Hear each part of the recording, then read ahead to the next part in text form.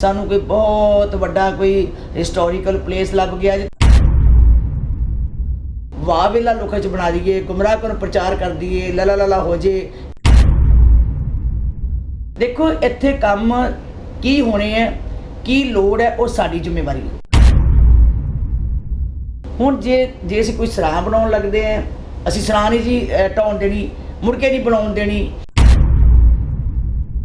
लोग तो इत्थों तक भी 5 स्टार होटल वर्गे कमरे च मंगते जी।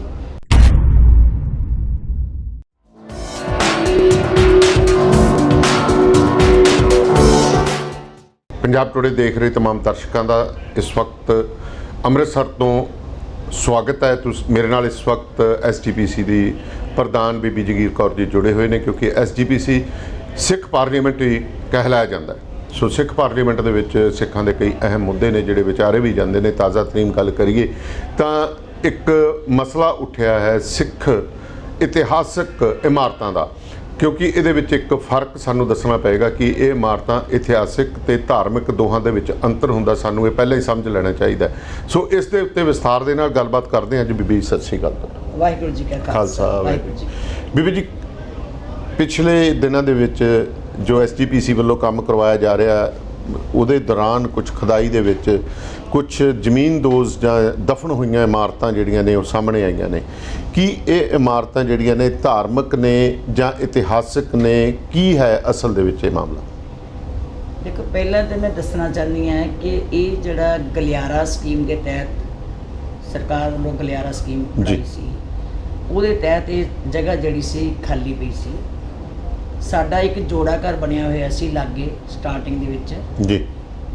ਜਦੋਂ ਅਸੀਂ ਸ਼੍ਰੀ ਅਕਾਲ ਤਖ਼ਤ ਸਾਹਿਬ ਵਾਲੇ ਪਾਸੇ ਤੋਂ ਸ੍ਰੀ ਹਰਿਮੰਦਰ ਸਾਹਿਬ ਨੂੰ ਮੱਥਾ ਟੇਕਣ ਆਉਂਦੀ ਸੀ ਸੰਗਤ, ਬੜੀ ਮੁਸ਼ਕਲ ਹੁੰਦੀ ਸੀ ਕਿ ਇੱਕ ਤੇ ਰਸਤਾ ਰੁਕ ਜਾਂਦਾ ਸੀਗਾ, ਕੋਈ ਸਕੂਟਰ ਕੋਈ ਸਾਈਕਲ ਨਹੀਂ ਸੀ ਖੜਾ ਹੋ ਸਕਦਾ, ਜੋੜੇ ਰੱਖਣੇ ਬੜੇ ਔਖੇ ਹੁੰਦੇ ਸੀ। ਪਲੈਨਿੰਗ ਇਹ ਬਣਾਈ ਕਿ ਜਿਹੜੀ ਉਹ ਖਾਲੀ ਜਗ੍ਹਾ ਜੀ ਉਹਨੂੰ ਅਸੀਂ ਵਰਤ ਕੇ ਤੇ ਇਹਨੂੰ ਅਸੀਂ ਜੋੜਾ ਘਰ ਦਾ ਰੂਪ ਸੋਹਣੇ ਤਰੀਕੇ ਨਾਲ ਦੇ ਦਈਏ। ਜਿਹੜੀ ਸੜਕ ਆਲਰੇਡੀ ਸਾਡੀ 27 ਫੁੱਟ ਹੈ, ਇਹਨੂੰ ਅਸੀਂ ਚੌੜੀ ਕਰ ਦਈਏ 40 ਫੁੱਟ ਹੋ ਜੇ, ਜਿਹਦੇ ਨਾਲ ਇੱਕ ਗੈਟਅਪ ਵੀ ਬਣ ਜਾਏਗੀ, ਸੁੰਦਰਤਾ ਵੀ ਬਣ ਜਾਏਗੀ, ਲੋਕਾਂ ਦੀ ਸਹੂਲਤ ਵੀ ਬਣ ਜਾਏਗੀ। ਜਿਹੜਾ ਕੋਈ ਸਾਈਕਲ ਜਾਂ ਸਕੂਟਰ ਹੋਏਗਾ ਉਹਨੂੰ ਅਸੀਂ ਬੇਸਮੈਂਟ ਦੇ ਵਿੱਚ ਖੜਾ ਕਰ ਸਕਾਂਗੇ, ਰਸਤਾ ਨਹੀਂ ਰੁਕੇਗਾ ਸੜਕਾਂ ਦੇ ਵਿੱਚੋਂ, ਕਿਉਂਕਿ ਇੰਨਾ ਹੋ ਜਾਂਦਾ ਸੀ ਰਸ਼ ਕਿ ਲੋਕ ਲੰਘਣੇ ਔਖੇ ਹੋ ਜਾਂਦੇ ਸੀ। ਬਾਜ਼ਾਰ 'ਚ ਜਾਣਾ, ਬਾਜ਼ਾਰ 'ਚੋਂ ਇੱਧਰ ਉੱਧਰ ਆਉਣਾ ਉਹ ਔਖਾ ਹੁੰਦਾ ਸੀਗਾ। ਸੋ ਉਹਨੂੰ ਮੁੱਖ ਰੱਖਦਿਆਂ ਵੀ ਕੰਮ ਤੇ ਛੋਟਾ ਜਿਹਾ ਹੀ ਹੈ ਜੀ। ਜੋੜਾ ਘਰ ਬਣਾਉਣ ਵਾਸਤੇ ਅਸੀਂ ਇੱਥੇ ਤਰਤੀਬ ਬਣਾਈ, ਅਸੀਂ ਉਹਦਾ ਨਕਸ਼ਾ ਬਣਾਇਆ ਤੇ ਅਸੀਂ ਫਿਰ ਬਾਬਾ ਜੀ ਨੂੰ ਬੁਲਾਇਆ ਕਿ ਇਸਕੇ ਬਾਬਾ ਜੀ ਵੀ ਜੇ ਸਾਡੇ ਕੋਲੋਂ ਟੈਂਡਰ ਮੰਗਣੇ ਹੈ, ਟਾਈਮ ਲੱਗਣੀ ਹੈ, ਫਿਰ ਅਸੀਂ ਜਿਹੜਾ ਅਸੀਂ ਲੈਣੇ ਹੈ ਕੰਮ ਕਰ ਇਤਰਾਜ਼ ਵਗੈਰਾ ਲੈਣੇ, ਇਤਰਾਜ਼ ਕਈ ਕੁਛ ਹੁੰਦਾ ਵੀ ਪ੍ਰੋਸੀਜਰ ਲੰਬਾ ਹੋ ਜਾਂਦਾ ਹੈ। ਤੇ ਸਾਡੀ ਜੇ ਤੁਸੀਂ ਇਹਨੂੰ ਅਸੀਂ ਤੁਹਾਡੇ ਕੋਲ ਇੰਜੀਨੀਅਰ ਵੀ ਹੈ, ਤੁਹਾਡੇ ਕੋਲ ਵਰਕਰ ਵੀ ਹੈ, ਤੁਹਾਡੇ ਕੋਲ ਮਸ਼ੀਨਾਂ ਵੀ ਹੈ, ਤੁਹਾਡੇ ਕੋਲ ਮਟੀਰੀਅਲ ਸਭ ਕੁਝ ਹੈ। ਤੁਸੀਂ ਜੇ ਇੱਥੇ ਕੰਮ ਕਰਨਾ ਹੋਵੇ ਤਾਂ ਕਿੰਨੀ ਚਿਰ 'ਚ, ਕਹਿੰਦੇ 3-4 ਮਹੀਨੇ 'ਚ ਤੁਹਾਨੂੰ ਕੰਪਲੀਟ ਕਰ ਦੇਣਾ। ਅਸੀਂ ਵੀ ਸੋਚਿਆ ਕਿ ਇੱਥੇ ਬਹੁਤੀ ਮੁਸ਼ਕਿਲ ਨਾ ਬਣੇ ਲੋਕਾਂ ਨੂੰ, ਇਹਨੂੰ ਜਿੰਨੀ ਜਲਦੀ ਮੁਕਾ ਲਿਆ ਜਾਵੇ ਤਾਂ ਚੰਗਾ। ਖੈਰ ਉਹ ਖੁਦਾਈ ਕੀਤੀ, ਖੁਦਾਈ ਕਰਦਿਆਂ ਇੱਕ ਸਾਈਡ ਦੇ ਉੱਤੇ ਜਿਹੜਾ ਮਤਲਬ ਕਹਿ ਲਓ ਤੁਸੀਂ ਸੜਕ ਵਾਲੇ ਪਾਸੇ ਉਹ ਇੱਕ ਬਿਲਡਿੰਗ ਜੀ ਨਜ਼ਰ ਆਈ। ਜਦੋਂ ਬਿਲਡਿੰਗ ਨਜ਼ਰ ਆਈ ਹੈ, ਕਿਉਂਕਿ ਪੁਰਾਣੀਆਂ ਬਿਲਡਿੰਗਾਂ ਸੀ, ਕਿਸੇ ਦੇ ਘਰ ਵੀ ਹੋ ਸਕਦੇ ਹੈ, ਕਿਸੇ ਦੀ ਰਿਹਾਇਸ਼ ਪਹਿਲਾਂ ਦੀ ਹੋ ਸਕਦੀ, ਉਹ ਦੱਬੀਆਂ ਗਈਆਂ ਕਿਉਂਕਿ ਜੋ ਗਲਿਆਰਾ ਸਕੀਮ ਵੀ ਚੱਲੀ ਜਾਂ ਪਹਿਲਾਂ ਦੀਆਂ ਵੀ ਜਦੋਂ ਬਣੀਆਂ ਸੜਕਾਂ ਵਗੈਰਾ ਤਾਂ ਉਹ ਥੱਲੇ ਆ ਗਈਆਂ। ਹੁਣ ਜਿਹੜੀ ਸ਼੍ਰੋਮਣੀ ਗੁਰਦੁਆਰਾ ਪ੍ਰਬੰਧਕ ਕਮੇਟੀ ਨੇ ਤਾਂ ਖੁਦਾਈ ਕਰਾਈ ਹੈ ਕਿ ਜੋੜਾ ਘਰ ਬਣਾਉਣਾ ਜੀ, ਹੁਣ ਉਹ ਵਿੱਚੋਂ ਨਿਕਲੀ ਹੈ।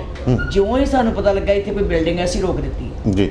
ਅਸੀਂ ਕਿਹਾ ਵੀ ਇੱਧਰੋਂ ਤੁਸੀਂ ਛੱਡ ਦਿਓ, ਇਹਨੂੰ ਅਸੀਂ ਬਕਾਇਦਾ ਆਰਕੋਲੋਜੀ ਡਿਪਾਰਟਮੈਂਟ ਤੋਂ ਪਤਾ ਕਰ ਲਈਏ ਵੀ ਇਹਦੀ ਦੇਖੋ ਕਦੋਂ ਦੀ ਬਣੀ ਹੈ, ਕੀ ਚੀਜ਼ ਹੈ, ਆਪਣੇ ਹਿਸਟੋਰੀਅਨ ਨੂੰ ਪਤਾ ਕਰੋ। ਉਹ ਗੁਰੂ ਨਾਨਕ ਦੇਵ ਯੂਨੀਵਰਸਿਟੀ 'ਚ ਹਿਸਟੋਰੀਅਨ ਜਿਨ੍ਹਾਂ ਨੇ ਇੱਥੇ ਰਿਸਰਚ ਕੀਤੀ ਹੋਈ ਹੈ ਸ੍ਰੀ ਦਰਬਾਰ ਸਾਹਿਬ 'ਤੇ ਜੀ, ਔਰ ਇੱਕ ਹਿਸਟੋਰੀਅਨ ਹੈ ਜਿਹਨੇ ਰਿਸਰਚ ਕੀਤੀ ਪੂਰੇ ਅੰਮ੍ਰਿਤਸਰ ਸਾਹਿਬ ਦੇ ਉੱਤੇ, ਪੂਰੇ ਸ਼ਹਿਰ ਦੇ ਉੱਤੇ। ਅਸੀਂ ਕਿਹਾ ਜੇ ਉਹਨਾਂ ਨੇ ਰਿਸਰਚ ਕੀਤੀ ਹੈ ਉਹਨਾਂ ਤੋਂ ਪਤਾ ਲੱਗ ਸਕਦਾ ਕਿ ਇਹ ਕਿਸੇ ਦਾ ਘਰ ਸੀ, ਕਿਹਦਾ ਘਰ ਸੀ, ਬਿਲਡਿੰਗ ਕੈਸੀ ਹੈ, ਕੋਈ ਸੁਰੰਗ ਹੈ, ਕੀ ਹੈ, ਅਜੇ ਤੱਕ ਪੂਰਾ ਨਹੀਂ ਪਤਾ। ਮੈਂ ਅਜੇ ਤੱਕ ਵੀ ਸਾਨੂੰ ਨਹੀਂ ਪੂਰਾ ਪਤਾ ਵੀ ਇਹ ਕੀ ਹੈ, ਕਿਉਂਕਿ ਆਰਕੋਲੋਜੀ ਵਾਲੇ ਕਹਿੰਦੇ ਆ ਅਸੀਂ ਸੋਮਵਾਰ ਆਵਾਂਗੇ ਜੀ, ਠੀਕ ਹੈ।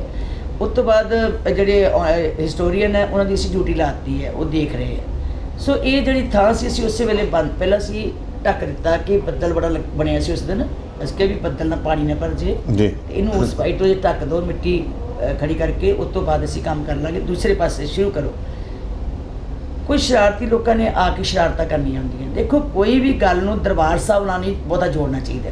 ਕੋਈ ਇੱਕ ਰਸਤੇ ਵਾਲੇ ਪਾਸੇ ਦੀ ਗੱਲ ਹੈ, ਉਹਨੂੰ ਜਦੋਂ ਤੁਸੀਂ ਸ਼੍ਰੀ ਅਕਾਲ ਤਖਤ ਸਾਹਿਬ ਦੇ ਨਾਲ, ਸ਼੍ਰੀ ਦਰਬਾਰ ਸਾਹਿਬ ਦੇ ਨਾਲ ਜੋੜ ਦਿੰਦੇ ਹੋ ਨਾ ਜੀ, ਉਹ ਫਿਰ ਇੱਕਦਮ ਸੰਗਤਾਂ ਦੀ ਭਾਵਨਾਵਾਂ ਜਿਹੜੀਆਂ ਹੋ ਜਾਂਦੀਆਂ ਵੀ ਸ਼ਾਇਦ ਕੋਈ ਸ਼੍ਰੀ ਅਕਾਲ ਤਖਤ ਸਾਹਿਬ ਦੇ ਨਾਲ ਲੱਗਦੀ ਜਗ੍ਹਾ ਨੂੰ ਇਦਾਂ ਹੋ ਗਈ, ਕਿਉਂਕਿ ਕੰਪਲੈਕਸ ਤੇ ਦਰਬਾਰ ਸਾਹਿਬ ਸਮਝਦੇ ਨਹੀਂ। ਇਹ ਹਾਲਾਂਕਿ ਬਾਹਰ ਹੈ, ਬਾਹਰ ਹੈ। ਅੱਛਾ, ਕੰਪਲੈਕਸ ਦੇ ਬਾਹਰ ਹੈ, ਬਾਹਰ ਗਲਿਆਰਾ ਸਕੀਮ ਜਿੱਥੇ ਬਣੀ ਹੋਈ ਹੈ ਉਹਦੇ ਬਾਹਰ, ਔਰ ਹੈ ਵੀ ਸਰਕਾਰ ਨੇ ਬਣਵਾਈ ਹੈ ਜੀ। ਅਸੀਂ ਤੇ ਇਹਨੂੰ ਪੱਟਿਆ ਤੇ ਅਸੀਂ ਦੇਖਿਆ ਤੇ ਅਸੀਂ ਇਹਨੂੰ ਸੇਫ ਕਰ ਲਿਆ ਵੀ ਇਹਨੂੰ ਦੇਖੀਏ। ਸਾਨੂੰ ਇਹ ਇਸ ਗੱਲ ਦਾ ਹੈ ਕਿ ਜਦੋਂ ਸਾਨੂੰ ਪਤਾ ਲੱਗੇਗਾ ਕੀ ਚੀਜ਼ ਹੈ, ਜੇ ਉਹ ਸੇਫ ਹੈ, ਜੇ ਉਹ ਅਨਸੇਫ ਨਹੀਂ, ਵਰਤੋਂ 'ਚ ਵੀ ਆ ਸਕਦੀ ਹੈ, ਅਸੀਂ ਉਹਨੂੰ ਰੱਖ ਵੀ ਸਕਦੇ ਹਾਂ। ਸਗੋਂ ਸਾਨੂੰ ਚੰਗਾ ਹੋ ਜਾਏਗਾ ਕਿ ਥੱਲੇ ਬੇਸਮੈਂਟ ਬਣ ਗਈ, ਨਾਲ ਹੀ ਉਹ ਕਮਰੇ ਕੰਮ ਆ ਸਕਦੇ ਸਾਡੇ ਜੀ। ਪਈ ਵੀ ਰਹੇਗੀ ਬਿਲਡਿੰਗ, ਅਸੀਂ ਕਿਉਂ ਤੋੜਨੀ ਹੈ? ਸਾਨੂੰ ਤਾਂ ਬਣੀ ਬਣਾਈ ਸਕੇ ਬਿਲਡਿੰਗ ਲੱਭ ਗਈ ਜੀ। ਅਸੀਂ ਉਹਨੂੰ ਵਰਤਾਂਗੇ, ਉਹ ਵਧੀ ਜੇ ਸਿਕਿਉਰ ਹੋਏਗੀ, ਵਧੀਆ ਹੋਏਗੀ, ਜੇ ਥੋੜੀ ਬਹੁਤੀ ਮੇਨਟੇਨੈਂਸ ਕਰਨ ਵਾਲੀ ਹੋਏਗੀ ਅਸੀਂ ਮੇਨਟੇਨੈਂਸ ਕਰ ਲਾਂਗੇ। ਸੋ ਇਹ ਚੀਜ਼ ਹੈ, ਹੋਰ ਕੋਈ ਐਸੀ ਗੱਲ ਨਹੀਂ ਹੈਗੀ ਕਿ ਸਾਨੂੰ ਕੋਈ ਬਹੁਤ ਵੱਡਾ ਕੋਈ ਹਿਸਟੋਰੀਕਲ ਪਲੇਸ ਲੱਭ ਗਿਆ ਜਿੱਥੇ ਪਤਾ ਹੀ ਲੱਗਣਾ ਵੀ ਹੈ ਕੀ ਹੈ। ਜੀ ਜੀ, ਇਹ ਸਾਨੂੰ ਪਤਾ ਹੀ ਨਹੀਂ, ਕਿਸੇ ਨੂੰ ਵੀ ਨਹੀਂ ਪਤਾ। ਉਹ ਤੇ ਕੋਈ ਕੁਛ ਲਿਖੀ ਚੱਲ ਜਾਂਦਾ, ਕੋਈ ਕੁਛ ਲਿਖੀ ਜਾਂਦਾ, ਸੋਸ਼ਲ ਮੀਡੀਆ ਤੇ ਕੋਈ ਕੁਛ ਬੋਲੀ ਜਾਣਾ, ਕੋਈ ਕੁਛ ਬੋਲੀ ਜਾਣਾ। ਉਹ ਉਹਨਾਂ ਲੋਕਾਂ ਦੀ ਗੱਲ ਹੁੰਦੀ ਹੈ ਜਿਹੜੇ ਕੇਵਲ ਤੇ ਕੇਵਲ ਇਹ ਚਾਹੁੰਦੇ ਹੈ ਕਿ ਅਸੀਂ ਇਹ ਵਾਹ ਵੇਲਾ ਲੋਕਾਂ 'ਚ ਬਣਾ ਦਈਏ, ਗੁੰਮਰਾਹ ਕਰਨ ਪ੍ਰਚਾਰ ਕਰ ਦਈਏ, ਲਲਾ ਲਲਾ ਹੋ ਜੇ, ਕੰਮ ਰੁਕ ਜੇ, ਜਿਹੜੇ ਇੱਥੇ ਕੰਮ ਨਹੀਂ ਕਰਨ ਦੇਣਾ ਚਾਹੁੰਦੇ। ਦੇਖੋ ਇੱਥੇ ਕੰਮ ਕੀ ਹੋਣੇ ਹੈ, ਕੀ ਲੋੜ ਹੈ, ਉਹ ਸਾਡੀ ਜ਼ਿੰਮੇਵਾਰੀ ਹੈ, ਐਸਜੀਪੀਸੀ ਦੀ ਜ਼ਿੰਮੇਵਾਰੀ, ਐਸਜੀਪੀਸੀ ਦੀ। ਐਸਜੀਪੀਸੀ ਨੇ ਲੋਕਾਂ ਨੂੰ ਕਮਰੇ ਵੀ ਦੇਣੇ ਆ, ਸਾਡੇ ਕੋਲ ਮੰਗਣੇ ਲੋਕਾਂ ਨੇ ਕਮਰੇ। ਜੀ ਜੀ। ਜੇ ਕੋਈ ਸਰਾਂ ਬਣਾਉਣੀ ਹੈ ਤਾਂ ਸਾਡੀ ਜ਼ਿੰਮੇਵਾਰੀ ਹੈ, ਜੇ ਕੋਈ ਟਾਇਲਟਸ ਬਣਾਉਣੀ ਹੈ, ਫਲਸ਼ਾਂ ਬਣਾਉਣੀਆਂ, ਪਾਣੀ ਦਾ ਪ੍ਰਬੰਧ ਕਰਨੇ ਆ, ਹਰ ਚੀਜ਼ ਸੰਗਤਾਂ ਨੇ ਸਾਡੇ ਕੋਲੋਂ ਹੀ ਕਹਿਣਾ ਜੀ ਕਿ ਸਾਨੂੰ ਪ੍ਰੋਵਾਈਡ ਕਰੋ।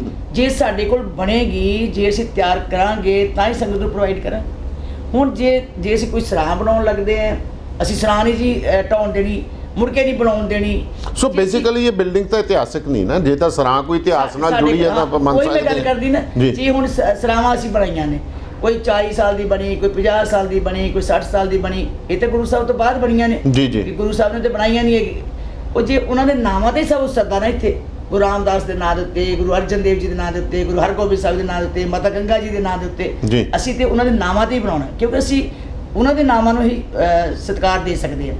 ਔਰ ਜੇ ਅਸੀਂ ਕੋਈ ਸਰਾਂ ਦੀ ਗੱਲ ਕਰਨ ਲੱਗ ਪੈਂਦੇ ਹਾਂ, ਹੁਣ ਸਾਡੇ ਕੋਲ ਇੱਥੇ ਕਮਰੇ ਅੱਜ ਇਸ ਵੇਲੇ ਸਾਡੇ ਕੋਲ 1000 ਕਮਰਾ ਹੋਰ ਹੋਵੇ ਜੀ, ਤਾਂ ਵੀ ਘੱਟ ਹੈ, ਤਾਂ ਵੀ ਘੱਟ ਹੈ, ਕਿਉਂਕਿ ਬੜੀ ਇਸ ਦੇ ਉੱਤੇ ਨਾ ਹਮੇਸ਼ਾ ਸੰਗਤਾਂ ਨੇ ਉਹ ਬੜੀ ਨਾਰਾਜ਼ਗੀ ਉਹਨਾਂ ਨੂੰ ਹੁੰਦੀ ਹੈ ਕਿ ਸਾਨੂੰ ਮਿਲਦਾ ਨਹੀਂ ਕੁਝ। ਸੰਗਤਾਂ ਇਹ ਕਹਿੰਦੀਆਂ ਨੇ ਕਿ ਅਸੀਂ ਸਾਨੂੰ ਕਮਰਾ ਚਾਹੀਦਾ। ਉਸ ਸਮੇਂ ਸੀ ਲੋਕ ਬਾਹਰ ਲੰਮੇ ਪੈ ਪੁਗੇ ਵੀ ਚੱਲ ਜਾਂਦੇ ਸੀ, ਪ੍ਰਕਰਮਾਂ 'ਚ ਕੀਰਤਨ ਸੁਣਦੇ ਰਹਿਣਾ, ਆਨੰਦ ਕਰਕੇ ਸਰੋਵਰ 'ਚ ਇਸ਼ਨਾਨ ਕਰਕੇ ਚਲੇ ਜਾਣਾ ਸੰਗਤਾਂ ਨੇ। ਹੁਣ ਹਰ ਕੋਈ ਵਿਅਕਤੀ ਕਹਿੰਦਾ ਹੈ ਕਿ ਮੈਨੂੰ ਕਮਰਾ ਸੈਪਰੇਟ ਚਾਹੀਦਾ, ਕੰਫਰਟੇਬਲ ਚਾਹੀਦਾ, ਮੈਨੂੰ ਏਸੀ ਵੀ ਚਾਹੀਦਾ, ਮੈਨੂੰ ਉੱਥੇ ਵਧੀਆ ਪ੍ਰਬੰਧ ਵੀ ਚਾਹੀਦਾ। ਹਰ ਬੰਦੇ ਦੇ ਮਨ 'ਚ ਹੁੰਦੀ ਹੈ ਕਿ ਅੱਛਾ ਕਮਰਾ ਹੋਵੇ ਜੀ। ਲੋਕ ਤਾਂ ਇੱਥੋਂ ਤੱਕ ਵੀ 5 ਸਟਾਰ ਹੋਟਲ ਵਰਗੇ ਕਮਰੇ ਮੰਗਦੇ ਸੀ। ਹੁਣ ਜੇ ਅਸੀਂ ਕਮਰੇ ਨਹੀਂ ਬਣਾਵਾਂਗੇ, ਲੋਕਾਂ ਨੂੰ ਕਿੱਥੋਂ ਦੇਵਾਂਗੇ? ਫਿਰ ਅਸੀਂ ਸਰਾਵਾਂ ਬਣਾਈਆਂ ਜਿਹੜੀਆਂ ਬਾਰ ਬਾਬਾ ਦੀਪ ਸਿੰਘ ਸ਼ਹੀਦ ਦੀ ਸਰਾਂ ਬਣੀ ਹੈ, ਮਤਲਬ ਭਾਗ ਕੌਰ ਜੀ ਦੀ ਬਣੀ ਹੈ। ਸੰਗਤ ਉੱਥੇ ਵੀ ਨਹੀਂ ਜਾਣਾ ਚਾਹੁੰਦੀ। ਜੇ ਅਸੀਂ ਕਹਿੰਦੇ ਕਿ ਆਹ ਤੇ ਹੈ 5 ਮਿੰਟ ਦਾ ਰਸਤਾ, ਕਹਿੰਦੇ ਨਹੀਂ, ਰਹਿਣਾ ਵੀ ਇੱਥੇ ਹੀ ਹੈ ਕੰਪਲੈਕਸ ਵਿੱਚ। ਬਿਲਕੁਲ ਬੀਬੀ, ਜਿਵੇਂ ਸਵੇਰੇ ਅਸੀਂ ਅੰਮ੍ਰਿਤ ਵੇਲੇ ਉੱਠ ਕੇ ਜਾ ਕੇ ਦਰਸ਼ਨ ਕਰਨੇ ਆ ਜੀ, ਅਸੀਂ ਇਸ਼ਨਾਨ ਕਰਨਾ ਜੀ।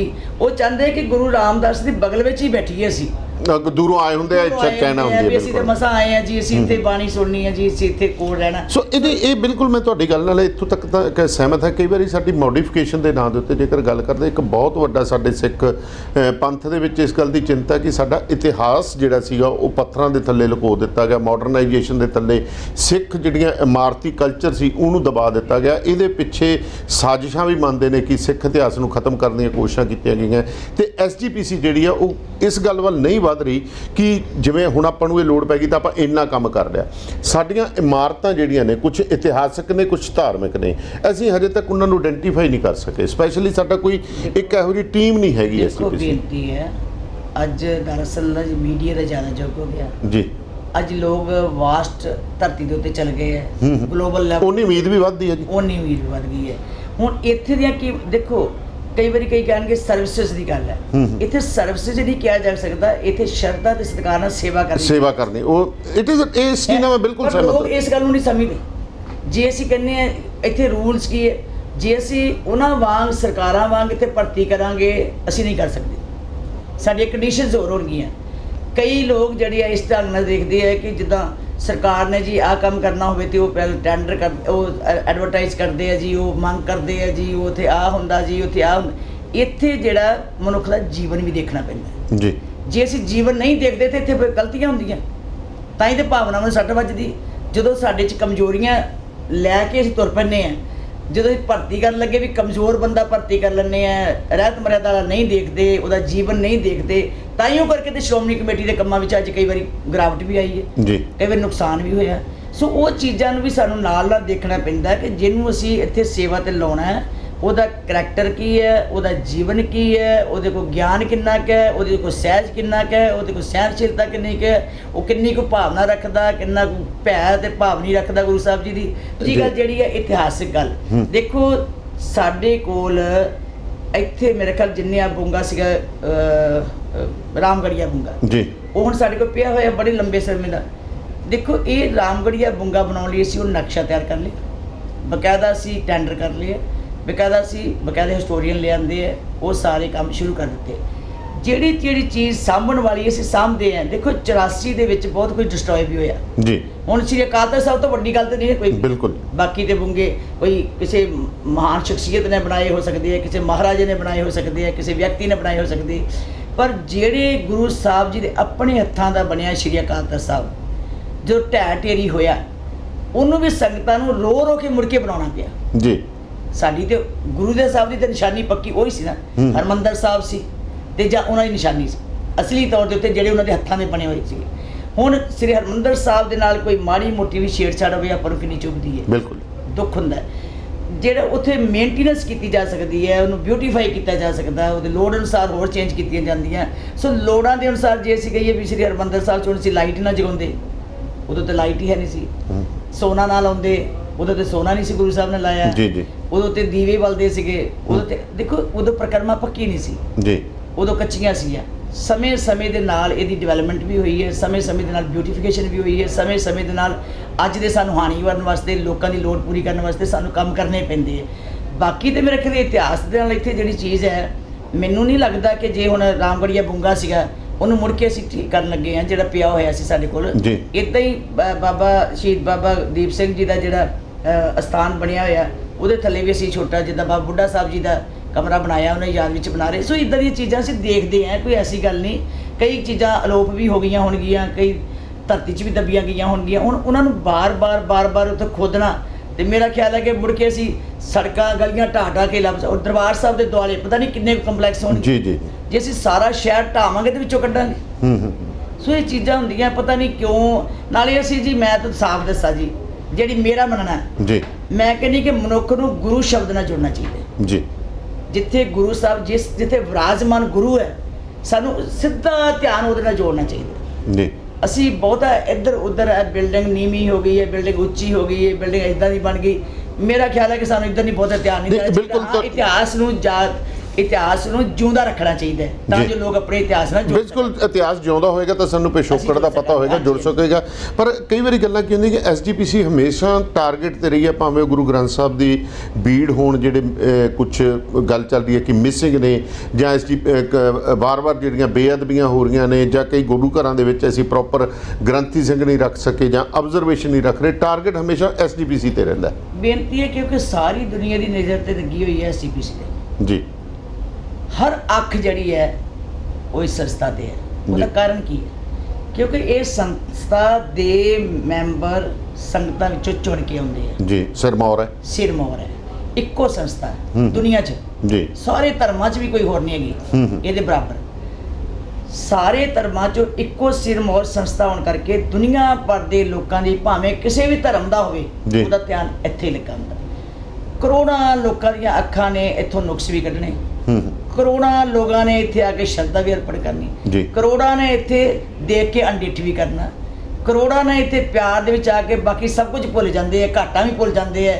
ਉਹ ਨਹੀਂ ਚਾਹੁੰਦੇ ਕਿ ਗੁਰੂ ਦੇ ਘਰ ਦੇ ਉੱਤੇ ਅਸੀਂ ਕੋਈ ਐਵੇਂ ਕਿੰਤੂ ਪਰੰਤੂ ਕਰੀਏ ਜਿਹਦੇ ਨਾਲ ਸਿੱਖ ਕੌਮ ਦੀ ਬਦਨਾਮੀ ਹੋਵੇ, ਸਿੱਖ ਦੀ ਇਸ ਸੰਸਥਾ ਦੀ ਬਦਨਾਮੀ ਹੋਵੇ। ਉਹ ਲੋਕ ਬੜੇ ਸਿਆਣੇ ਸੂਝਵਾਨ ਲੋਕ ਹੁੰਦੇ ਆ। ਚਲੋ ਜੇ ਕਿਤੇ ਉਹ ਕਹਿੰਦੇ ਇੰਨੀ ਦੁਨੀਆ ਆ ਰਹੀ ਹੈ, ਸੰਗਤਾਂ ਆ ਰਹੀਆਂ, ਕਿਤੇ ਘਾਟਾ ਵਾਧਾ ਵੀ ਰਹਿ ਸਕਦਾ, ਕਿਤੇ ਕਮੀਆਂ ਵੀ ਰਹਿ ਸਕਦੀਆਂ, ਪਰ ਕਈਆਂ ਦੀ ਆਦਤ ਹੈ ਵੀ ਜਿਹਨੇ ਦੇਖਣਾ ਇੱਥੇ ਨੁਕਸ ਹੀ ਕੱਢਣੇ ਹੁੰਦੇ, ਕਈ ਨੁਕਸ ਹੀ ਕੱਢਣਾ ਇੱਕ ਨਵਾਂ ਟ੍ਰੈਂਡ ਚੱਲਿਆ ਨਾ, ਕਹਿੰਦੇ ਗੁਰੂ ਘਰਾਂ ਦੇ ਵਿੱਚ ਮਾਇਆ ਦਾ ਮੱਥਾ ਵੀ ਨਾ ਬਸ ਟੇਕੋ। ਇਹੀ ਪ੍ਰੋਬਲਮ ਹੈ ਜੀ, ਮਾਇਆ ਦਾ ਮੱਥਾ ਨਾ ਟੇਕੋ। ਇਹਦਾ ਮਤਲਬ ਗੁਰੂ ਸਾਹਿਬ ਨੇ ਜੋ ਦਸਵੰਧ ਕੱਢਣਾ ਸਿਖਾਇਆ ਸੀ ਵੀ ਗੁਰੂ ਘਰ ਦੇ ਵਿੱਚ ਧਰਮ ਦੇ ਕਰਮ ਕਰਨੇ, ਮਾਨਵਤਾ ਦੀ ਸੇਵਾ ਕਰਨੀ, ਗੁਰੂ ਘਰ ਦੀਆਂ ਸੇਵਾਵਾਂ ਨੂੰ ਜਾਰੀ ਰੱਖਣਾ, ਲੋਕ ਦੀ ਗਰੀਬਾਂ ਦੀ ਮਜ਼ਲੂਮਾਂ ਦੀ ਬਾਂਹ ਫੜਨੀ, ਉਹ ਸਾਰੀ ਜਿਹੜੀ ਹੈ ਉਹ ਕਿੱਥੋਂ ਸੇਵਾ ਚੱਲੇਗੀ? ਕੋਈ ਗ੍ਰਾਂਟ ਨਹੀਂ ਹੁੰਦੀ ਗੁਰੂ ਘਰ ਨੂੰ। ਸ਼੍ਰੋਮਣੀ ਗੁਰਦੁਆਰਾ ਪ੍ਰਬੰਧਕ ਕਮੇਟੀ ਨੂੰ ਕਿਸੇ ਸਰਕਾਰਾਂ ਕੋਲੋਂ ਗ੍ਰਾਂਟ ਨਹੀਂ ਮਿਲਦੀ। ਸ਼੍ਰੋਮਣੀ ਗੁਰਦੁਆਰਾ ਪ੍ਰਬੰਧਕ ਕਮੇਟੀ ਕੇਵਲ ਤੇ ਕੇਵਲ, ਮੈਂ ਬਾਰ-ਬਾਰ ਇਹ ਗੱਲ ਕਹਿਣੀ ਹੈ, ਕੇਵਲ ਤੇ ਕੇਵਲ ਸੰਗਤ ਵੱਲੋਂ ਟੇਕਿਆ ਹੋਇਆ ਦਸਵੰਧ ਦੀ ਭੇਟਾ ਜੀ ਜੋ ਗੁਰੂ ਘਰ ਵਿੱਚ ਹੈ ਉਹਦੇ ਤੋਂ ਆਪਣੀਆਂ ਕਾਰਜ ਕਰਦੀ ਹੈ। ਭਾਵੇਂ ਕੋਈ ਸਕੂਲ ਖੋਲ੍ਹੇ ਹੈ, ਭਾਵੇਂ ਕੋਈ ਕਾਲਜ ਖੋਲ੍ਹੇ ਹੈ, ਭਾਵੇਂ ਕੋਈ ਹਸਪਤਾਲ ਖੋਲ੍ਹੇ ਹੈ, ਭਾਵੇਂ ਕੋਈ ਯੂਨੀਵਰਸਿਟੀਆਂ ਖੋਲ੍ਹੀਆਂ, ਭਾਵੇਂ ਕੋਈ ਇੰਜੀਨੀਅਰ ਕਾਲਜ ਖੋਲ੍ਹੇ, ਭਾਵੇਂ ਕੋਈ ਮਾਨਵਤਾ ਦੀ ਭਲਾਈ ਦੇ ਕੰਮ ਕੀਤੇ, ਸਾਰੇ ਕਿੱਥੋਂ ਹੁੰਦੇ ਹੈ? ਜੋ ਦਰਬਾਰ ਸਾਹਿਬ ਜਾਂ ਗੁਰੂ ਘਰਾਂ ਦੇ ਵਿੱਚੋਂ ਆ ਕੇ ਲੋਕ ਮੱਥਾ ਟੇਕ ਕੇ ਦਸਵੰਧ ਦਾ ਭੇਟਾ ਕਰਕੇ ਇੱਥੇ ਜਮ੍ਹਾਂ ਕਰਾਉਂਦੇ ਆ। ਔਰ ਇੱਕ ਇੱਕ ਪੈਸਾ ਆਡਿਟੇਬਲ ਹੈ, ਇੱਕ ਇੱਕ ਪੈਸਾ ਅਕਾਊਂਟੇਬਲ ਹੈ। ਕੋਈ ਕਿਸੇ ਕਿਸਮ ਦੀ ਕਿਸੇ ਦੀ ਨਾ ਕੋਈ ਗਲਤੀ ਹੁੰਦੀ ਹੈ ਨਾ ਕੋਈ ਕਰਦਾ ਹੀ ਹੈ। ਉਹ ਗੱਲ ਵੱਖਰੀ ਹੈ ਕਿ ਅਸੀਂ ਹਿਊਮਨ ਫਿਤਰਤ ਹੈ ਕਿ ਅਸੀਂ ਕਿਸੇ ਲਾਲਚਾਂ ਵਸ ਆ ਕੇ ਕੋਈ ਗਲਤੀ ਕਰ ਜਾਈਏ, ਕਿਸੇ ਕਮਜ਼ੋਰੀ ਸਾਡੀ ਹੋ ਜਾਏ ਕਿ ਸਾਨੂੰ ਕੋਈ ਇੱਥੇ ਕੋਈ ਲਾਲਚ ਗੁੰਮਰਾਹ ਕਰ ਜਾਵੇ, ਅਸੀਂ ਕੋਈ ਗਲਤੀ ਕਰ ਜਾਵੇ, ਉਹ ਗੱਲਾਂ ਵੱਖਰੀਆਂ ਨੇ। ਪਰ ਇਨ ਸਿਸਟਮ ਸ਼੍ਰੋਮਣੀ ਗੁਰਦੁਆਰਾ ਪ੍ਰਬੰਧਕ ਮੇਰਾ ਸਿਸਟਮ ਇੰਨਾ ਸਟਰੋਂਗ ਹੈ ਜੀ ਕਿ ਇਹਦੇ 'ਚ ਤੁਸੀਂ ਕੁਤਾਈ 1 ਇੰਚ ਵੀ ਨਹੀਂ ਕਰ ਸਕਦੇ, 1 ਇੰਚ ਵੀ। ਅੱਛਾ, ਤੁਸੀਂ ਗੱਲਬਾਤ ਕੀਤੀ ਕਿ ਬੜੀਆਂ ਮੈਂ ਚੀਜ਼ ਪੜ੍ਹੀ ਕਿ ਯੈਸ ਕੁਝ ਕਮਜ਼ੋਰੀਆਂ ਹਨ। ਤੁਸੀਂ ਐਸਜੀਪੀਸੀ ਦੇ ਮੁੜ ਤੋਂ ਜਿਹੜੀ ਹੈ ਮੁੱਖ ਸੇਵਾਦਾਰ ਦੇ ਤੌਰ ਦੇ ਉੱਤੇ ਸੇਵਾ ਸੰਭਾਲੀ ਹੈ। ਤੁਹਾਨੂੰ ਕੀ ਲੱਗਦਾ ਕਿ ਆਉਂਦੇ ਸਮੇਂ ਦੇ ਵਿੱਚ ਤੁਸੀਂ ਕੀ ਜਿਹੜੀਆਂ ਇੰਪਰੂਵਮੈਂਟਸ ਕਰਨੀਆਂ ਚਾਹੋਗੇ? ਸਭ ਤੋਂ ਵੱਡੀ ਗੱਲ ਸੀ ਕਿ ਸਾਡੇ ਨਾ ਜਿਹੜੇ ਇਹ ਇੱਥੇ ਐਡਮਿਨਿਸਟ੍ਰੇਸ਼ਨ ਦੇ ਵਿੱਚ ਬਹੁਤ ਵੱਡੀਆਂ ਕਮਜ਼ੋਰੀਆਂ ਆ ਰਹੀਆਂ ਸੀ ਜੀ। ਮੁਲਾਜ਼ਮ ਆਪਣੇ ਆਪ ਨੂੰ ਇਸ ਤਰ੍ਹਾਂ ਸਮਝਦੇ ਰਹੇ ਸੀ ਜਿੱਦਾਂ ਅਸੀਂ ਕਿਤੇ ਸਰਕਾਰ ਦੇ ਮੁਲਾਜ਼ਮ ਨਹੀਂ ਜੀ। ਉਹਨਾਂ ਵਿੱਚ ਅਸੀਂ ਵਾਰ-ਵਾਰ ਉਹਨਾਂ ਨੂੰ ਐਡਵਾਈਜ਼ ਕਰਕੇ ਉਹ ਸੁਧਾਰ ਕਰ ਰਹੇ ਹਾਂ ਕਿ ਤੁਸੀਂ ਗੁਰੂ ਘਰ ਦੇ ਸੇਵਕ ਹੋ, ਗੁਰੂ ਘਰ ਦੀ ਸੇਵਾ ਕਰਦੇ ਹੋ, ਜਿਹੜੀ ਤੁਹਾਨੂੰ ਗੋਲਕ ਵਿੱਚੋਂ ਮਾਇਆ ਹੁੰਦੀ ਹੈ, ਲੋਕਾਂ ਦੀ ਸ਼ਰਧਾ ਦੀ, ਉਹਦੇ ਨਾਲ ਤੁਹਾਨੂੰ ਰੋਟੀ ਮਿਲਦੀ ਹੈ। ਔਰ 18 ਤੋਂ 20 ਹਜ਼ਾਰ ਸਿੱਧੇ ਮੁਲਾਜ਼ਮ ਹੈ, ਭਾਵੇਂ ਉਹ ਸਕੂਲ ਦੇ ਹੈ, ਕਾਲਜ ਦੇ ਹੈ, ਭਾਵੇਂ ਇੱਥੇ ਦੇ ਹੈ। ਤੁਸੀਂ ਇਹ ਦੇਖੋ ਕਿ ਸ਼੍ਰੋਮਣੀ ਗੁਰਦੁਆਰਾ ਪ੍ਰਬੰਧਕ ਕਮੇਟੀ ਦੇ ਜਿੰਨੇ ਵੀ ਸਾਡੇ ਅਧਿਕਾਰੀ ਹੈ, ਮੁਲਾਜ਼ਮ ਹੈ, ਸੇਵਾਦਾਰ ਹੈ, ਸਾਰੀਆਂ ਸਰਕਾਰਾਂ ਹੱਥ ਖੜੇ ਕਰ ਗਈਆਂ ਤਨਖਾਹ ਦੇਣ ਤੋਂ ਜੀ। ਇੱਕ ਸ਼੍ਰੋਮਣੀ ਗੁਰਦੁਆਰਾ ਪ੍ਰਬੰਧਕ ਕਮੇਟੀ ਹੈ ਜਿਹਨੇ ਗੁਰੂ ਦੀ ਗੋਲਕ ਵਿੱਚੋਂ ਜਮ੍ਹਾਂ ਕੀਤੇ ਹੋਏ ਫੰਡ ਜਿਹੜੇ ਸੀ ਉਹਨਾਂ ਨੂੰ ਵਰਤ ਕੇ ਨੂੰ ਤਨਖਾਹ ਦਿੱਤੀਆਂ। ਇੱਕ ਮੁਲਾਜ਼ਮ ਨਹੀਂ ਕਹਿ ਸਕਦਾ ਕਿ ਸਾਨੂੰ ਗੁਰੂ ਘਰ ਤੋਂ ਤਨਖਾਹ ਨਹੀਂ ਮਿਲੀ। ਪਰ ਤਨਖਾਹ ਤਾਂ ਮਿਲ ਰਹੀ ਹੈ, ਗੱਲ ਸੇਵਾ ਦੀ ਵੀ ਨਾਲ। ਤਨਖਾਹ ਨਹੀਂ ਮਿਲੀ, ਚਲੋ ਉਹ ਕਰਦੇ ਨੇ ਜੀ। ਦੇਖੋ ਮੈਂ ਨਹੀਂ ਕਹਿੰਦੀ ਸੇਵਾਦਾਰ ਕੰਮ ਨਹੀਂ ਕਰਦੇ, ਕਰਦੇ ਹੈ, ਡਿਊਟੀ ਕਰਦੇ ਹੈ, ਪਰ ਜਿੰਨੀ ਕਰਨੀ ਚਾਹੀਦੀ ਸੀ ਉਨੀ ਨਹੀਂ ਹੋ ਰਹੀ। ਜਿੰਨੀ ਸ਼ਰਧਾ ਰੱਖਣੀ ਚਾਹੀਦੀ ਉਨੀ ਸ਼ਰਧਾ ਨਹੀਂ ਰਹੀ, ਕਿਉਂਕਿ ਉਹ ਵੀ ਇਹ ਸਮਝਦੇ ਸੀ ਮੁਲਾਜ਼ਮ ਹੈ, ਜਿੱਦਾਂ ਸਵੇਰੇ ਆਉਣਾ ਹੈ, ਸ਼ਾਮ 3:30 ਵੱਜ ਗਏ, 4 ਵੱਜ ਗਏ, ਛੁੱਟੀ ਹੋ ਗਈ। ਨਹੀਂ ਤੇ ਜੇ ਸ਼ਰਧਾ ਹੋਵੇ ਤੇ ਬੰਦਾ ਕਹਿੰਦਾ ਹੁਣ ਅਸੀਂ ਕੋਈ 2 ਘੰਟੇ ਇੱਥੇ ਸੇਵਾ ਚਲਾ ਕੇ ਜਾਈਏ, ਕੋਈ ਲੰਗਰ ਦੀ ਸੇਵਾ ਕਰ ਜਾਈਏ, ਕੋਈ ਅਸੀਂ ਝਾੜੂ ਦੀ ਸੇਵਾ ਕਰ ਜਾਈਏ, ਕੋਈ ਮਤਲਬ ਇਹ ਸੇਵਾ ਦੀ ਜਿਹੜੀ ਭਾਵਨਾ ਉਹ ਜ਼ਰੂਰ ਸਾਰੇ 'ਚ ਹੋਣੀ ਚਾਹੀਦੀ ਹੈ। ਜੇ 2 ਘੰਟੇ ਰੋਜ਼ ਸਾਡੇ ਮੁਲਾਜ਼ਮ ਦਸਵੰਧ ਕੱਢ ਕੇ ਆਪਣੀ ਜ਼ਿੰਦਗੀ ਦਾ ਉੱਥੇ ਸੇਵਾ ਚਲਾ ਦੇਣ ਨਾ ਜੀ, ਸਾਨੂੰ ਵੀ ਲੋੜ ਹੀ ਨਾ ਪਵੇ ਬਾਹਰਲੇ ਲੋਕਾਂ ਵੱਲ ਤੱਕਣ ਦੀ। ਤੇ ਕੁਝ ਫਜ਼ੂਲ ਖਰਚੀਆਂ ਨੇ ਜਿਹੜੀਆਂ ਉਹਨਾਂ ਨੂੰ ਵੀ ਫਜ਼ੂਲ ਖਰਚੀਆਂ ਤੇ ਜੀ ਦੇਖੋ ਇਹ ਠੀਕ ਹੈ, ਤੁਸੀਂ ਆਪਾਂ ਫਜ਼ੂਲ ਖਰਚੀ ਕਵਾਂਗੇ ਵੀ ਸਾਰਾ ਏਸੀ ਲੱਗਾ ਹੋਇਆ ਦਫ਼ਤਰ ਦੇ ਵਿੱਚ, ਆਓ ਜੀ ਮੌਜਾਂ ਕਰਦੇ ਆ ਜੀ, ਏਸੀਆਂ 'ਚ ਬੈਠੇ ਆ ਜੀ, ਫਜ਼ੂਲ ਖਰਚ ਕਰਦੇ ਆ ਜੀ, ਗੱਡੀਆਂ ਫਜ਼ੂਲ ਖਰਚ ਚਲਾਉਂਦੇ ਆ ਜੀ। ਗੱਡੀ ਸਾਡੀਆਂ ਕੋਈ ਪਹਿਲਾਂ ਸੀ ਜਿੱਧਰ ਮਰਜ਼ੀ ਕੋਈ ਗੱਡੀ ਲੈ ਜਾਂਦਾ ਸੀ, ਕੋਈ ਇੱਧਰ ਲੈ ਜਾਂਦਾ ਸੀ। ਮੇਰਾ ਖਿਆਲ ਜਦੋਂ ਤੋਂ ਮੈਂ ਸੇਵਾ ਸੰਭਾਲੀ ਹੈ ਕੋਈ ਗੱਡੀ ਬਿਨਾਂ ਆਰਡਰ ਪਏ ਜੀ ਬਿਨਾਂ ਕੰਮ ਤੋਂ ਕਿਤੇ ਨਹੀਂ ਜਾਏਗੀ, ਕੋਈ ਸਵਾਲ ਹੀ ਨਹੀਂ ਪੈਦਾ ਹੁੰਦਾ। ਕੋਈ ਮੈਨੇਜਰ ਕੋਈ ਇੱਧਰ ਉੱਧਰ ਗੱਡੀ ਲੈ ਜੇ, ਕੋਈ ਮੁਲਾਜ਼ਮ ਕੋਈ ਗੱਡੀ ਲੈ ਜੇ। ਔਰ ਮੇਰਾ ਖਿਆਲ ਹੈ ਕਿ ਉਦੋਂ ਤੋਂ ਲੈ ਕੇ ਤੇਲ ਦਾ ਖਰਚਾ ਜੇ ਅਸੀਂ ਕਢਾਵਾਂਗੇ ਤੇ ਫਿਰ ਚੌਥਾ ਹਿੱਸਾ 5ਵਾਂ ਹਿੱਸਾ ਰਹਿ ਗਿਆ ਜੀ। ਇੰਨਾ ਕੁਛ ਸੁਧਾਰ ਕੀਤਾ। ਜੇ ਸਾਡੇ ਕੋਈ ਵਾਧੂ ਖਰਚੇ ਸੀ, ਜਿਸ ਤਰ੍ਹਾਂ ਫॉर ਐਗਜ਼ਾਮਪਲ ਸਾਡਾ ਕਬੱਡੀ ਦਾ ਚੱਲਦਾ ਸੀਗਾ ਜੀ, ਸਾਡੇ ਖਿਡਾਰੀ ਸਪੋਰਟਸ ਵਿੰਗ, ਜੇ ਉੱਥੇ ਕਿਤੇ ਕਰੋੜ 1.5 ਕਰੋੜ ਸੀ ਤੇ ਅਸੀਂ 15-20 ਲੱਖ ਤੇ ਲਿਆਂਦਾ ਜੀ। ਕਾਰਨ ਕਿ ਉਹਨਾਂ ਨੂੰ ਤਨਖਾਹਾਂ ਦੇਣੀਆਂ ਕੋਈ ਸਾਡਾ ਫਰਜ਼ ਨਹੀਂ ਸੀਗਾ। ਅਸੀਂ ਸਾਡਾ ਕੰਮ ਸੀ ਪਲੇਅਰ ਪੈਦਾ ਕਰਨੇ, ਪਲੇਅਰ ਨੂੰ ਫੈਸਿਲਿਟੀਜ਼ ਦੇਣੀਆਂ, ਪਲੇਅਰ ਨੂੰ ਰਹਿਣ ਵਾਸਤੇ ਥਾਂ ਦੇਣੀ, ਕੋਚਿੰਗ ਦੇਣੀ ਫਰੀ, ਸਾਰੀ ਡਾਈਟ ਦੇਣੀ ਫਰੀ, ਉਹਨੂੰ ਵਜ਼ੀਫਾ ਦੇ ਸਕਦੇ, ਚਲੋ ਉਹਦੀ ਕੋਈ ਮਾੜੀ ਮੋਟੀ ਲੋੜ ਪੈਣ ਦਿੱਤੀ ਜਾਂ ਉਹਦਾ ਖਰਚਾ ਕਰ ਸਕਦੇ। ਸੋ ਇਹ ਚੀਜ਼ਾਂ ਜਿਹੜੀਆਂ ਨਾ ਅੱਜ ਕੰਟਰੋਲ ਕਰਨ ਦੀ ਸੀ ਲੋੜ, ਉਹ ਅਸੀਂ ਕਰ ਰਹੇ ਹਾਂ। ਤੀਜੀ ਗੱਲ ਹੈ ਕਿ ਜਿਹੜਾ ਓਵਰ ਸਟਾਫਿੰਗ ਹੈ, ਓਵਰ ਸਟਾਫਿੰਗ ਅਸੀਂ ਘਟਾ ਕੇ ਜਿੱਥੇ ਇੱਕ ਸਟਾਫ ਦੀ ਕਮੀ ਹੈ ਅਸੀਂ ਉੱਧਰ ਇੱਕ ਦੂਜੇ ਰੀਸ਼ਫਲਿੰਗ ਕਰ ਰਹੇ ਹਾਂ ਵੀ ਇੱਥੇ ਸਟਾਫਿੰਗ ਜ਼ਿਆਦਾ ਹੈ, ਸਟਾਫ ਦੂਜੇ ਗੁਰਦੁਆਰੇ 'ਚ ਘੱਟ ਹੈ, ਇਹਨੂੰ ਉੱਧਰ ਭੇਜ ਦਿਓ, ਉੱਧਰ ਭੇਜ ਦਿਓ। ਨਵੀਂ ਭਰਤੀ ਥੋੜ੍ਹੀ ਘੱਟ ਕੀਤੀ ਹੈ ਕਿ ਨਵੀਂ ਭਰਤੀ ਘੱਟ ਕਰੋ, ਪਰ ਇਹ ਹੈ ਜੇ ਅਸੀਂ ਕਰਦੇ ਵੀ ਹਾਂ ਉਹ ਸੇਵਾਦਾਰ ਲੱਗਦੇ ਆ। ਕਈ ਸਾਡੇ ਕੋਲ ਬਹੁਤੇ ਰਿਟਾਇਰਮੈਂਟ ਹੋ ਰਹੀ ਹੈ, ਜਿਹੜੇ 80,000 ਰੁਪਏ ਲੈਂਦੇ ਸੀ ਉਹ ਥਾਂ ਸਾਡੇ 8 ਬੰਦੇ ਲੱਗ ਜਾਂਦੇ ਆ ਜੀ। ਤਾਂ ਇਹ ਮਤਲਬ ਇਹ ਚੀਜ਼ਾਂ ਦਾ ਫਰਕ ਪਿਆ। ਤੀਜੀ ਜਿਹੜੀ ਆਉਣ ਵਾਲੇ ਸਮੇਂ ਦੇ ਵਿੱਚ ਅਸੀਂ ਇੱਕ ਤੇ ਰਿਹਾਇਸ਼ਾਂ ਦੇ ਪ੍ਰਬੰਧ ਸਾਨੂੰ ਕਰਨੇ ਬਹੁਤ ਜ਼ਰੂਰੀ ਹੈ। ਜੀ। ਕਿੱਦਾਂ ਕਰੀਏ, ਕਿਸ ਢੰਗ ਨਾਲ ਕਰੀਏ, ਇਹ ਸਾਡੀ ਬਹੁਤ ਵੱਡੀ ਸਿਰਦਰਦੀ ਹੈ। ਦੂਜੀ ਗੱਲ ਹੈ ਸਾਡੇ ਕਾਲਜ ਸਕੂਲ ਜਿਹੜੇ ਹੈ ਉਹ ਬਹੁਤ ਉਹਨਾਂ ਦਾ ਕਰੋਨਾ ਦੇ ਸਮੇਂ 'ਚ, ਕੋਵਿਡ ਦੇ ਸਮੇਂ ਦੇ ਵਿੱਚ ਇੱਕ ਬਾਹਰ ਦੀ ਦੌੜ ਲੱਗਣ ਕਰਕੇ ਆਈਲੈਟਸ ਜਿਹੜਾ ਸ਼ੁਰੂ ਹੋਇਆ ਸੀ, ਬੱਚੇ ਪੜ੍ਹਨ ਆਈਲੈਟਸ ਕਰਕੇ ਬਾਹਰ ਚਲੇ ਗਏ, ਉਹਦੀ ਸਟਰੈਂਥ ਘਟ ਗਈ, ਸਟਰੈਂਥ ਘਟ ਗਈ, ਜਿਹਦੇ ਨਾਲ ਸਾਡੀ ਆਮਦਨ ਘਟ ਗਈ।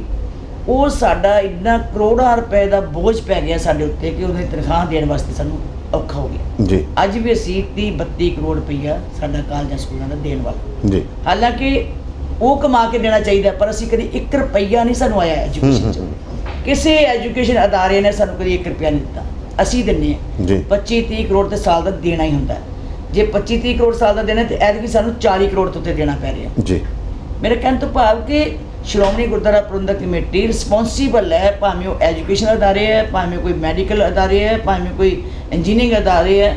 ਅਸੀਂ ਜੇ ਕਿਤੇ ਮਹਿਸੂਸ ਕਰਦੇ ਹਾਂ ਕਿ ਸਾਡੇ ਬੱਚਿਆਂ ਦੀ ਤਕਲੀਫ ਹੈ, ਸਾਡੇ ਪ੍ਰੋਫੈਸਰਾਂ ਦੀ, ਸਾਡੇ ਡਾਕਟਰਸ ਦੀ, ਸਾਡੇ ਟੀਚਰਸ ਦੀ ਆਫਤ ਆ ਗਈ, ਕੋਵਿਡ ਦਾ ਸਮਾਂ ਆਇਆ। ਹੁਣ ਤੁਸੀਂ ਇਹ ਦੇਖੋ ਕੋਵਿਡ ਦੇ ਸਮੇਂ ਦੇ ਵਿੱਚ ਸਰਕਾਰ ਤੋਂ ਵੱਧ ਕੰਮ ਜੇ ਕਿਸੇ ਨੇ ਕੀਤਾ ਉਹ ਤੇ ਸ਼੍ਰੋਮਣੀ ਗੁਰਦੁਆਰਾ ਪ੍ਰਬੰਧਕ ਕਮੇਟੀ ਨੇ ਕੀਤਾ ਜੀ। ਭਾਵੇਂ ਉਹ ਕੋਵਿਡ ਸੈਂਟਰ ਖੋਲ੍ਹ ਕੇ, ਕੰਸਨਟ੍ਰੇਟਰ ਮੁਹੱਈਆ ਕਰਾ ਕੇ, ਭਾਵੇਂ ਦਵਾਈਆਂ, ਭਾਵੇਂ ਕੈਂਪ ਲਾ ਕੇ, ਭਾਵੇਂ ਅਸੀਂ ਲੋਕਾਂ ਨੂੰ ਲੰਗਰ ਛਕਾ ਕੇ, ਸਭ ਤੋਂ ਵੱਧ ਵੈਕਸੀਨੇਸ਼ਨ ਫ੍ਰੀ ਕਰਕੇ, ਜੇ ਸਭ ਤੋਂ ਵੱਧ ਸਰਕਾਰ ਨਾਲੋਂ ਵੀ ਜ਼ਿਆਦਾ ਮਤਲਬ ਡੈਡੀਕੇਸ਼ਨ ਨਾਲ ਜੇ ਕਿਸੇ ਨੇ ਸੇਵਾ ਕੀਤੀ ਹੋਊਗੀ ਤੇ ਸ੍ਰੀ ਗੁਰੂ ਰਾਮਦਾਸ ਯੂਨੀਵਰਸਿਟੀ, ਸਾਡੀ ਜਿਹੜੀ ਮੈਡੀਕਲ ਯੂਨੀਵਰਸਿਟੀ ਹੈ, ਉੱਥੋਂ ਦੇ ਡਾਕਟਰਸ ਦਿਨ ਰਾਤ ਇੱਕ ਕਰਕੇ ਅਸੀਂ ਕੀਤਾ ਔਰ ਪੂਰਾ ਖਰਚ ਆਪਣੇ ਕੋਲੋਂ ਕੀਤਾ।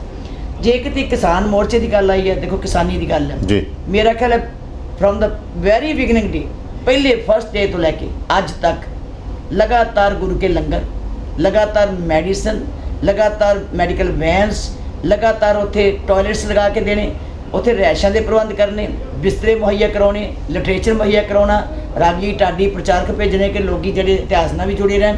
ਸੋ ਇਹ ਚੀਜ਼ਾਂ ਫਿਰ ਸਾਡੇ ਕੱਲਾ ਮੈਂਬਰ, ਕੱਲਾ ਮੁਲਾਜ਼ਮ, ਕੱਲਾ ਵਰਕਰ ਜਿਹੜਾ ਉੱਥੇ ਜਾ ਕੇ ਬਕਾਇਦਾ ਬੈਠੇ ਜਾ ਕੇ ਮੋਰਚਿਆਂ ਵਿੱਚ ਵੀ ਸਾਡੀ ਸ਼ਕਤੀ ਬਣੀ ਰਹੇ, ਉਹਨਾਂ ਨੂੰ ਬੂਸਟ ਅਪ ਕੀਤਾ ਜਾ ਸਕੇ ਤਾਂ ਜੋ ਇਹ ਜਿਹੜਾ ਸਾਡੀ ਇੱਕ ਸੰਘਰਸ਼ ਛੜਿਆ ਹੋਇਆ ਕਿਸਾਨੀ ਦਾ ਉਹ ਸਾਡਾ ਕਮਜ਼ੋਰ ਨਾ ਹੋਵੇ। ਸੋ ਅਸੀਂ ਕਿਤੇ ਮਾਨਵਤਾ ਦੀ ਗੱਲ ਆਈ ਹੈ, ਕਿਤੇ ਇਨਸਾਨੀਅਤ ਦੀ ਗੱਲ ਆਈ ਹੈ, ਅਸੀਂ ਪਿੱਛੇ ਨਹੀਂ ਹਟ ਸਕਦੇ। ਪਰ ਅਫਸੋਸ ਹੈ ਕਿ ਬੋਲ ਉਹ ਰਹੇ ਹੈ ਵੀ ਉੱਥੇ ਸੇਵਾ ਨਾ ਭੇਜੋ ਜਿਨ੍ਹਾਂ ਲੋਕਾਂ ਨੂੰ ਪਤਾ ਹੀ ਨਹੀਂ ਕਿ ਸ਼੍ਰੋਮਣੀ ਕਮੇਟੀ ਦੇ ਖਰਚੇ ਕੀ ਹੈ, ਜਿਹਨੂੰ ਪਤਾ ਹੀ ਨਹੀਂ ਕਿ ਸ਼੍ਰੋਮਣੀ ਗੁਰਦੁਆਰਾ ਪ੍ਰਬੰਧਕ ਕਮੇਟੀ ਕਰਦੀ ਕੀ ਹੈ, ਇਹਦਾ ਸਿਸਟਮ ਕੀ ਹੈ, ਇਹ ਸਿਧਾਂਤਕ ਤੌਰ 'ਤੇ ਰੂਲਸ ਕੀ ਹੈ, ਇਹਦੇ ਐਕਟ ਵਿੱਚ ਕੀ ਹੈ, ਉਹ ਚੀਜ਼ਾਂ ਉਹਨਾਂ ਨੇ ਕਰਨੀਆਂ ਹੁੰਦੀਆਂ, ਉਹਨਾਂ ਦੀ ਡਿਊਟੀ ਹੈ। ਸਾਨੂੰ ਚਿੰਤਾ ਨਹੀਂ ਕਰਨੀ ਜੀ। ਅਸੀਂ ਆਪਣੀ ਲਾਈਨ ਖਿੱਚੀਏ, ਅਸੀਂ ਆਪਣਾ ਕੰਮ ਕਰੀਏ, ਸਾਡੀ ਇਹ ਡਿਊਟੀ ਹੈ। ਸੋ ਆਉਣ ਵਾਲੇ ਸਮੇਂ 'ਚ ਅਸੀਂ ਸਰਾਵਾਂ ਵੀ ਬਣਾਵਾਂਗੇ, ਸਕੂਲ, ਕਾਲਜਸ, ਯੂਨੀਵਰਸਿਟੀਆਂ ਸਾਡੀਆਂ ਜਿਹੜੀਆਂ ਥੋੜ੍ਹੀਆਂ ਜਿਹੀਆਂ ਕਮਜ਼ੋਰੀਆਂ ਉਹਨਾਂ ਨੂੰ ਅਸੀਂ ਅਪਲਿਫਟ ਕਰਾਂਗੇ, ਵਧੀਆ ਕਰਾਂਗੇ, ਅੱਛੀ ਐਜੂਕੇਸ਼ਨ ਦੇਵਾਂਗੇ। ਔਰ ਬਹੁਤ ਜਲਦੀ ਅਸੀਂ ਸਾਡਾ ਸੈਂਟਰ ਦੀ ਤਿਆਰੀ ਹੋ ਗਈ ਹੈ, ਕੋਚਿੰਗ ਸੈਂਟਰ ਟੌੜਾ ਇੰਸਟੀਚਿਊਟ ਦੇ ਵਿੱਚ IAS, IPS, PCS ਤੇ NDA ਜਿਹੜੀ ਟ੍ਰੇਨਿੰਗ ਹੈ ਉਹਦੀ ਅਸੀਂ ਫ੍ਰੀ ਐਜੂਕੇਸ਼ਨ ਦੇਣ ਲੱਗੇ ਹਾਂ, ਕੋਚਿੰਗ ਦੇਣ ਲੱਗੇ ਹਾਂ। ਪੂਰਾ ਸਟਾਫ ਟੀਮ ਸਾਡੀ ਬਣ ਗਈ ਹੈ, ਉਹ ਜਿੰਨੇ ਪ੍ਰੋਫੈਸਰ ਲੱਗਣੇ ਆ ਉਹਨਾਂ ਦਾ ਸਾਰਾ ਕੀਤਾ ਜਾ ਰਿਹਾ ਹੈ, ਪੈਚਅਪ ਕੀਤਾ ਜਾ ਰਿਹਾ ਵੀ ਕਿੱਦਾਂ ਉਹ ਕੰਮ ਕਰਨਗੇ। ਇਸ ਤਰ੍ਹਾਂ ਦੀਆਂ ਬਹੁਤ ਸਾਰੀਆਂ ਹੋਰ ਸਕੀਮਾਂ ਅਸੀਂ ਖੋਲ੍ਹੀਆਂ ਜਿਹਦੇ ਨਾਲ ਸੁਧਾਰ ਕਰ ਸਕੀਏ, ਐਜੂਕੇਸ਼ਨ ਦਾ ਪ੍ਰਸਾਰ ਕਰ ਸਕੀਏ, ਮੈਡੀਕਲੀ ਲੋਕਾਂ ਦੀ ਵਧੀਆ ਫੈਸਿਲਿਟੀ ਦੇ ਸਕੀਏ, ਇੱਥੇ ਰਿਹਾਇਸ਼ਾਂ, ਗੁਰੂ ਕੇ ਲੰਗਰ, ਚੰਗੀ ਆਇਆਂ ਦੀ ਸੇਵਾ ਕਰੀਏ। ਔਰ ਇਹ ਮੈਂ ਤੁਹਾਨੂੰ ਦੱਸ ਦਿੰਦੀ ਹਾਂ, ਸੰਗਤਾਂ ਨੂੰ ਕਈਆਂ ਨੂੰ ਭੁਲੇਖਾ ਹੈ ਕਿ ਅਸੀਂ ਕਹਿ ਕੇ ਰੋਕ ਲਾਂਗੇ ਕਿਸੇ ਸ਼ਰਧਾ ਨੂੰ ਜੀ। ਇੱਕ ਆਵਾਜ਼ ਦਿੱਤੀ, ਇੱਕੋ ਪਰਿਵਾਰ ਨੇ ਘੱਟੋ ਘੱਟ 8-9 ਕਰੋੜ ਰੁਪਈਆ ਗੁਰੂ ਦੀ ਗੋਲਕ ਵਿੱਚ ਛੱਡ ਦਿੱਤਾ ਜੀ, ਵਾਰੀ ਥੋੜਾ ਕਰਕੇ। ਇੱਕ ਆਵਾਜ਼ ਦਿੱਤੀ, ਮਹਾਂਪੁਰਖਾਂ ਨੇ ਇੱਕੋ ਵਾਰੀ ਜਿਹੜੀ ਸਟੀਮ ਕਿਚਨ ਬਣਨੀ ਸੀ ਉਹਦੇ ਲਈ 3-3.5 ਕਰੋੜ ਦੇ ਭਾਂਡਿਆਂ ਦੀ ਆਫਰ ਕਰ ਦਿੱਤੀ। ਫਿਰ ਅਸੀਂ ਇੱਕੋ ਵਾਰੀ ਕਿਹਾ ਸੋਲਰ ਸਿਸਟਮ ਲੱਗਣਾ, ਤੇ ਯੂਨਾਈਟਿਡ ਸਿੱਖ ਮਿਸ਼ਨ ਵਾਲੇ ਜਿਹੜੇ ਅਮਰੀਕਾ ਤੋਂ, ਕੈਲੀਫੋਰਨੀਆ ਤੋਂ, ਉਹਨਾਂ ਨੇ ਸਾਰਾ 8 ਕਰੋੜ ਦਾ ਪ੍ਰੋਜੈਕਟ ਆਪਣੇ ਹੱਥਾਂ ਵਿੱਚ ਲੈ ਲਿਆ। ਸੰਗਤਾਂ ਹਰ ਕੰਮ ਦੇ ਵਿੱਚ ਸਹਿਯੋਗ ਦੇ ਰਹੀਆਂ ਔਰ ਮੈਂ ਦਾਅਵੇ ਨਾਲ ਕਹਿ ਸਕਦੀ ਹਾਂ ਵੀ ਇੱਕ ਚੀਜ਼ ਲੋਕਾਂ ਨੂੰ ਪਤਾ ਹੈ। ਇੱਕ ਅਸੀਂ ਇਹ ਵੀ ਹੈ, ਉਹਨਾਂ ਨੂੰ ਕਹਿ ਕੇ ਆਪਣੇ ਹੱਥੀਂ ਸੇਵਾ ਕਰੋ, ਅਸੀਂ ਮਾਇਆ ਨਹੀਂ ਮੰਗਦੇ। ਸੰਗਤਾਂ ਕਰ ਰਹੀਆਂ ਨੇ, ਬੇਸ਼ੁਮਾਰ ਸੰਗਤਾਂ ਇੱਥੇ ਪਹੁੰਚ ਕੇ ਸੇਵਾ ਕਰਦੀਆਂ, ਤਾਂ ਹੀ ਉਹ ਗੁਰੂ ਘਰ ਚੱਲ ਰਹੇ ਜੀ, ਤਾਂ ਹੀ ਇੰਨੀ ਲੱਖਾਂ ਦੀ ਸੰਗਤ ਆ ਰਹੀ। ਹੁਣ ਇਹ ਮਾਣ ਨਹੀਂ ਕਰਦੇ, ਉਹਨਾਂ ਨੂੰ ਮਾਣ ਕਰਨਾ ਚਾਹੀਦਾ, ਫਖਰ ਹੋਣਾ ਚਾਹੀਦਾ ਦੁਨੀਆ ਭਰ ਦੇ ਲੋਕ ਜਿਸ ਅਸਥਾਨ ਦੇ ਉੱਤੇ ਆ ਕੇ ਮੱਥਾ ਟੇਕਣ ਆਉਂਦੀ ਹੈ ਜੀ ਔਰ ਉਹ ਇਤਿਹਾਸ ਸਰਚ ਕਰਕੇ ਜਾਂਦੀ ਹੈ ਵੀ ਏਡਾ ਸੋਹਣਾ ਪ੍ਰਬੰਧ, ਇੰਨੀ ਸਾਫ ਸੁਥਰੀ ਸਫਾਈ ਔਰ ਇੰਨਾ ਸ਼ਾਂਤ। ਮੈਂ ਇੱਕ ਦਿਨ ਬਾਹਰੋਂ ਆਏ ਸੀ, ਬਹੁਤ ਦੂਰੋਂ ਸੰਗਤਾਂ, ਮੈਨੂੰ ਪੁੱਛਿਆ ਕਿ ਤੁਸੀਂ ਕਰਨਾਟਕਾ ਤੁਸੀਂ, ਮੈਂ ਕਹਿੰਦੇ ਅਸੀਂ ਪਹਿਲੀ ਵਾਰ ਆਏ ਹਾਂ। मैं कहा की महसूस किया? कहते असी महसूस किया कि हम मंदिरों में जाते हैं, वो भगदड़ होती है, धक्का मुक्की होता है, इधर चलता है इधर चलता है, इधर करना पे। मैं कहा यहाँ कहते इतना शांत, सब सिस्टम में चलते हैं, कोई बोलता नहीं है, कोई जो शोर नहीं है, कोई रौला नहीं है, कोई धक्का नहीं है, बड़े आराम से लाइनों में चलते हैं, मत्था टेकते हैं। तो बड़ी श्रद्धा से लोग रहते हैं, स्नान करते हैं, लंगर छकते हैं, लाखों लोग लंगर छकी जाते हैं, कोई परवाह ही नहीं किसी को, बर्तन साफ करते हैं। मतलब वो इतने प्रभावित होकर गए जी जी कि आपका काम ये चलता कैसे है, वो मेरे को कहते आपका काम ये चलता कैसे है। इसके संगत जो है वो श्रद्धा से सेवा देखो, श्रद्धा नाल सारा दिन बर्तन साफ करने, जी कई ऐसे है जो सवेर तो लग जाते हैं बर्तन साफ करते, हटते ही नहीं उतों। कई ऐसे जो लंगर पकाते नहीं रखते, कोई ऐसे है जोड़े 50-50 क्विंटल रोज़ का लंगर आप ही समान भेजी जाते हैं। कोई फतेहगढ़ साहब भेजी जाता, कोई आनंदपुर साहब भेजी जाता, कोई मतलब संगतां दी श्रद्धा दे अगे कोई रुकावट नहीं कोई बन सकता जी। साडे च कमजोरियां हो सकदियां, साडे च कमियां रह सकदियां, प्रबंध विच साडे आयां दे सत्कार मान च कमी रह सकदी है, पर संगतां दी श्रद्धा दे सत्कार विच कोई कमी नहीं जी। सो ਬੀਬੀ ਜੰਗੀਰ ਕੌਰ ਜੀ ਨਾਲ ਤੁਸੀਂ ਗੱਲਬਾਤ ਬੜੀ ਵਿਸਥਾਰ ਦੇ ਨਾਲ ਸੁਣੀ, ਹਰ ਪਹਿਲੂ ਤੇ ਗੱਲਬਾਤ ਕਰਨ ਦੀ ਕੋਸ਼ਿਸ਼ ਕੀਤੀ। ਬਿਲਕੁਲ ਸਮਾਂ ਬੇਸ਼ੱਕ ਇੰਨਾ ਇਜਾਜ਼ਤ ਸਾਨੂੰ ਨਹੀਂ ਦੇ ਰਿਹਾ ਸੀ, ਫਿਰ ਇੱਕ ਹੋਰ ਪ੍ਰੋਮੀਨੈਂਟ ਪਰਸਨੈਲਿਟੀ ਦੇ ਨਾਲ ਤੁਹਾਡੀ ਮੁਲਾਕਾਤ ਕਰਾਵਾਂਗੇ। ਫਿਲਹਾਲ ਸਾਨੂੰ ਦਿਓ ਇਜਾਜ਼ਤ।